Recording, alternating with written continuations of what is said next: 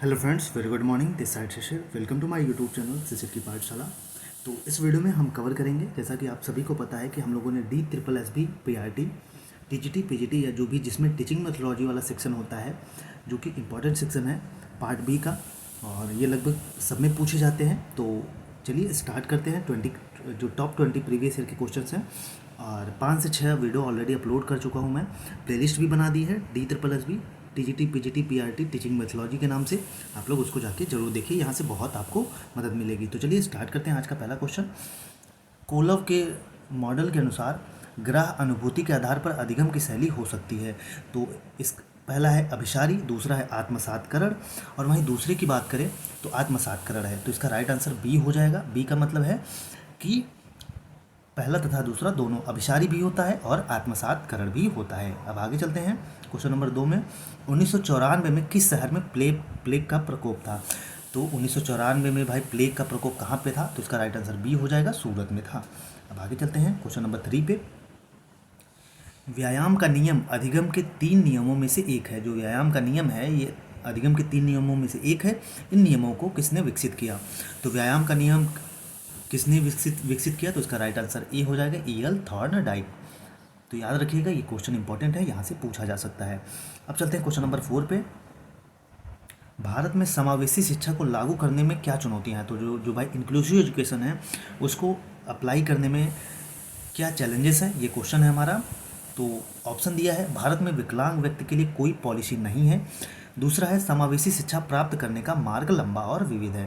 तो इसका right answer क्या हो जाएगा? केवल 2। बिल्कुल भाई देखिए, जो विकलांग व्यक्ति है उनके लिए तो पॉलिसी है, तो पहला गलत हो जाएगा। दूसरा, समावेशी शिक्षा प्राप्त करने का मार्ग लंबा विविध है, और विविध है बिल्कुल एक लंबा प्रोसेस है और मिसलेनियस है चीज़ें, ठीक है। तो इसीलिए केवल इसका राइट आंसर बी हो जाएगा, केवल 2। अब आगे चलते हैं क्वेश्चन नंबर 5 पे। निम्नलिखित में से कौन सा कथन शिक्षण के शिक्षार्थी केंद्रित उपागम के संदर्भ में सही नहीं है? तो शिक्षण के शिक्षार्थी केंद्रित उपागम मतलब चाइल्ड सेंटर जो एजुकेशन है उससे रिलेटेड ये क्वेश्चन है। तो इसका राइट आंसर बी हो जाएगा, मतलब छात्र निष्क्रिय रूप से सुनकर और पढ़कर सीखते हैं। तो इसमें सही नहीं है पूछा, तो बिल्कुल भाई बिल्कुल। तो इसका जो राइट आंसर हो जाएगा, इसमें नहीं है, तो छात्र निष्क्रिय रूप से सुनकर और पढ़कर सीखते हैं। अब आगे चलते हैं क्वेश्चन नंबर 6 पे। निःशुल्क और अनिवार्य शिक्षा अधिनियम 2009, ये RTE से क्वेश्चन पूछा है। निःशुल्क और अनिवार्य शिक्षा अधिनियम 2009 के लिए बच्चों के अधिकार में स्थानीय प्राधिकरण के कर्तव्यों के संदर्भ में निम्नलिखित में से कौन सा कथन सही नहीं है? तो इसमें भी कौन सा कथन सही नहीं है, यह क्वेश्चन पूछा है। तो पहला है, प्रवेश के लिए कैपिटेशन शुल्क लें। दूसरा है, शिक्षक के लिए प्रशिक्षण सुविधा प्रदान करना। और तीसरा है, शैक्षणिक कैलेंडर तय करें। तो इसका राइट आंसर डी हो जाएगा, केवल 1। तो शैक्षणिक कैलेंडर तय करें, यही क्या है, सही नहीं है। बाकी प्रवेश के लिए कैपिटेशन शुल्क लेना ये सही है। शिक्षकों के लिए प्रशिक्षण सुविधा प्रदान करना ये भी सही है। अब आगे चलते हैं, क्वेश्चन नंबर 7 है हमारा। वोट के लिए महिलाओं का संघर्ष प्रथम विश्व युद्ध के दौरान मजबूत हुआ, इस आंदोलन को क्या कहा गया? तो सीधा से इसका राइट आंसर केवल बी हो जाएगा, मतलब केवल 1, महिला मताधिकार आंदोलन। जो महिला मताधिकार आंदोलन है, यही इस जो प्रथम विश्व युद्ध के दौरान ये महिलाओं का जो संघर्ष था ये बहुत मजबूत की तरफ बढ़ रहा था। अब आगे चलते हैं क्वेश्चन नंबर 8 पे। छात्रों को एक प्रयोग का प्रदर्शन करते समय निम्नलिखित में से किस बैठने की व्यवस्था का उपयोग किया जाना चाहिए? तो छात्रों को आप प्रयोग का प्रदर्शन करते समय निम्नलिखित में से किस बैठने की व्यवस्था का उपयोग किया जाना चाहिए? पहला है, शिक्षक के सामने आधे घेरे में बैठे छात्र। और दूसरा है, कक्षा में पंक्तियों में बैठे विद्यार्थी और शिक्षक स्वयं को विद्यार्थियों के सामने खड़ा रखते हैं। तो इसका जो राइट आंसर हो जाएगा केवल 1 हो जाएगा भाई, मतलब शिक्षक के सामने आधे घेरे में बैठे छात्र, ये शिक्षक हो गया, ठीक। इसके सामने आधे घेरे में ऐसे बैठे छात्र हैं, तो ये व्यवस्था क्या है, ये उपयोग की जानी चाहिए, यूज किया जाना चाहिए। अब क्वेश्चन नंबर 9 में चलते हैं। क्वेश्चन नंबर 9 है, महिलाओं और पुरुषों के गुणों के बारे में अक्सर बिना किसी आधार के विश्वासों और अपेक्षाओं का एक साझा लोकप्रिय समूह है। तो इसको क्या भाई, इसको सीधा लिंग स्टीरियोटाइप बोलते हैं, ठीक। जेंडर स्टीरियोटाइप इसको बोलेंगे हम, क्या बोलेंगे, जेंडर स्टीरियोटाइप। महिलाओं और पुरुषों के गुण के बारे में के अक्सर बिना किसी आधार के विश्वासों और अपेक्षाओं का एक लोकप्रिय समूह है। अब आगे चलते हैं, क्वेश्चन नंबर 10 है, नवजात शिशु की संवेदी क्षमताओं के संदर्भ में निम्नलिखित में से कौन सा सही है? तो ये क्वेश्चन पूछा है कि नवजात जो शिशु होते हैं उनकी संवेदी क्षमताओं के संदर्भ में निम्नलिखित में से कौन सा सही है। तो इसका राइट आंसर बी हो जाएगा, पहला तथा दूसरा दोनों। तो पहला है जन्म से पहले श्रवण कार्यात्मक होता है। तो जन्म जब लेते हैं तो जो सुनने की क्षमता होती है तो वो क्या होता है, वो कार्यात्मक होता है। जन्म के समय दृष्टि सबसे कम विकसित इंद्रिय होती है। तो बिल्कुल जब जन्म लेते हैं तो जो आपकी दृष्टि, आँख से देखने की क्षमता होती है, ये सबसे कम विकसित होती है। अब आगे चलते हैं क्वेश्चन नंबर 11 में। भारत में समावेशी शिक्षा के संदर्भ में निम्नलिखित में से कौन सा कथन सही है। तो देखिए इंक्लूसिव एजुकेशन से खूब क्वेश्चन पूछे जाते हैं, इंपॉर्टेंट टॉपिक है। 2005 में मानव संसाधन विकास मंत्रालय ने विकलांग बच्चों और युवाओं को की शिक्षा को शामिल करने के लिए एक राष्ट्रीय कार्य योजना लागू की। वहीं दूसरा है शिक्षा का अधिकार अधिनियम 2009 सभी बच्चों को उनको जाति, धर्म आदि के बावजूद शिक्षा को सुनिश्चित करता है। तो ये दोनों आंसर इसका राइट आंसर हो जाएगा। बिल्कुल आरटी 2000 जो इंक्लूसिव शिक्षा है इसमें जो 2005 में जो HRD human resource and development ministry जो थी वो विकलांग बच्चों और युवाओं की शिक्षा में शामिल करने के लिए एक राष्ट्रीय कार्य योजना लागू किया था। वहीं शिक्षा का अधिकार अधिनियम 2009 सभी बच्चों को उनकी बिना जाति, भाई, धर्म, क्षमता आदि के भेदभाव के बिना शिक्षा सुनिश्चित करता है। अब आगे चलते हैं क्वेश्चन नंबर 12 पे। क्वेश्चन नंबर 12 है निम्नलिखित में से कौन सी नीति लैंगिक असमानता के इतिहास को मान्यता देती है जब यह कहती है कि लैंगिक असमानता अतीत की संचयी विकृति है। तो शिक्षा पर राष्ट्रीय नीति थी 1986, ठीक, शिक्षा पर राष्ट्रीय नीति जो एजुकेशन पॉलिसी 1986 की थी। तो ये भी ये वहाँ से क्वेश्चन पूछा गया है, तो इसका राइट आंसर ए हो जाएगा। अब आगे चलते हैं क्वेश्चन नंबर 13 में। निम्नलिखित में से कौन सी मानसिक स्वास्थ्य उपचार तकनीक सही सुमेलित है। तो ये क्वेश्चन है कि कौन सी मानसिक स्वास्थ्य उपचार तकनीक सही सुमेलित है। तो इसका राइट आंसर हो जाएगा ए, मतलब पहला तथा दूसरा दोनों।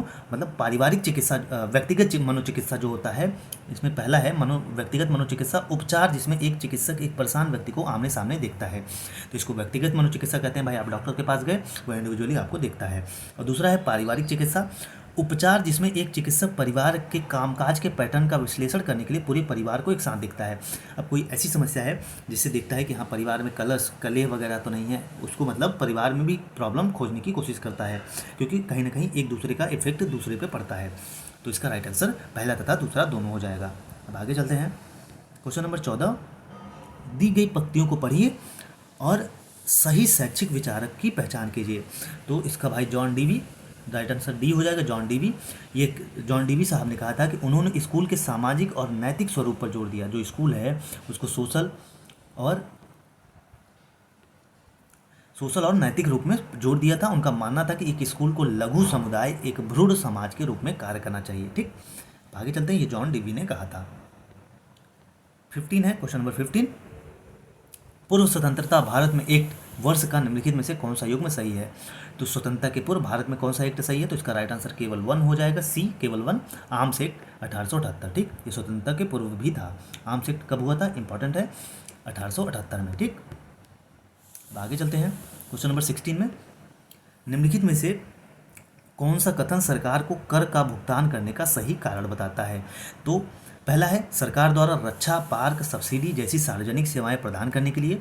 और दूसरा है, क्योंकि जूम कर देता हूँ, प्राकृतिक आपदाओं के बाद लोगों के पुनर्वास के लिए इसका उपयोग करना।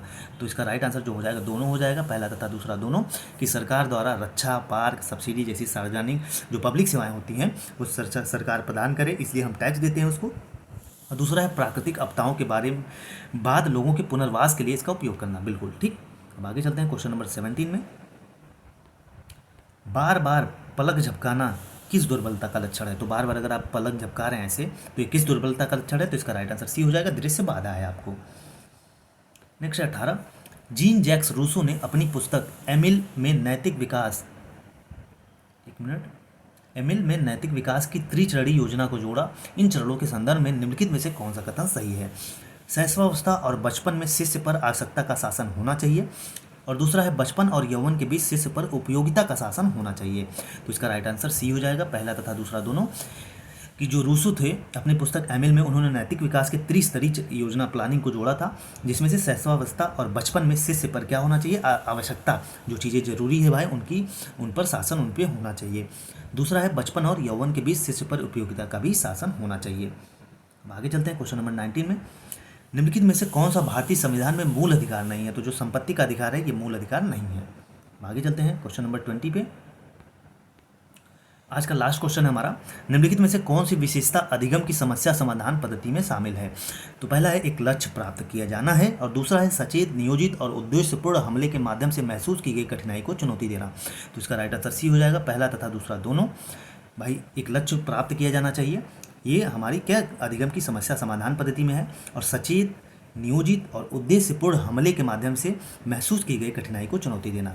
तो इसका राइट आंसर, भाई हम कुछ सीख क्यों रहे हैं, कोई चीज़ हम अगर हमारे पास प्रॉब्लम है तो हमको अगर हमको महसूस हो रहा है कि कोई समस्या हमारे अगल बगल होने वाली है, तो उसको हम चैलेंज कर सकें, उसको फेस कर सकें।